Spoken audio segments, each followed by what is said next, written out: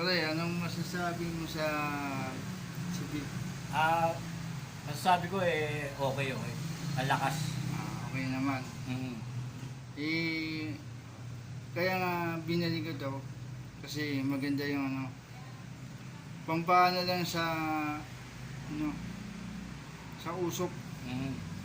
Tama. Pero hindi namang ano to, walang ano, hindi ibig sabihin marijuana to o hindi. Kumbaga ano lang to, pampaano lang ng sa usok. Para ano lang ba? Diba? Okay. Kaya ngayon, pasalamat ako sa iyo. Kaya sa inyong binili ko to. Dahil nga sa maganda yung hagod ng usok. No problem. Basta pag may problema ka, nandito lang ako. Ako yung bahala dyan. Okay. Kaya maraming salamat sa iyo. Pre, Thank you. okay. Hanggang dito na lang. Bye guys. Yun, no?